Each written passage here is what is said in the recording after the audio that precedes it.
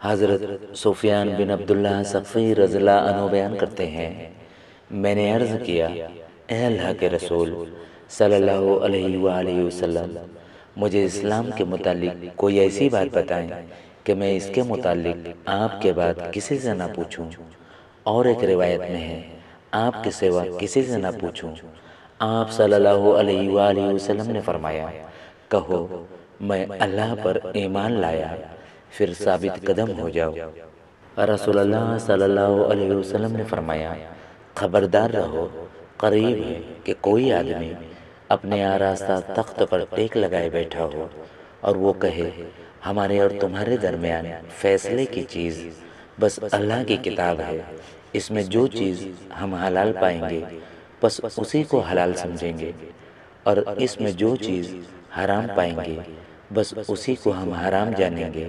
یاد رکھو، بلا شک و شبہ رسول اللہ صلی اللہ علیہ وآلہ وسلم نے جو چیز حرام قرار دے دی ہے وہ ویسے ہی حرام ہے جیسے کہ اللہ کی حرام کی ہوئی چیز۔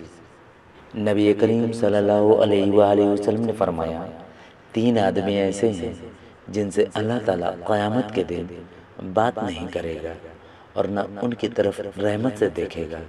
ایک وہ جس نے کسی سامان کے متعلق قسم کھائی کہ اسے اس نے اتنے میں خریدا ہے، حالانکہ وہ جھوٹا ہے۔ دوسرا وہ شخص جس نے عصر کے بعد جھوٹی قسم اس لیے کھائی کہ کسی مسلمان کا مال ناحق مار لے۔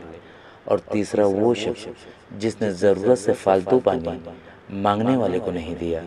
تو اللہ تعالیٰ قیامت کے دن اس سے کہے گا کہ جس طرح تو نے اس زائد از ضرورت فالتو چیز سے دوسرے کو روکا جسے تیرے ہاتھوں نے بنایا بھی نہیں تھا، میں بھی تجھے اپنا فضل نہیں دوں گا۔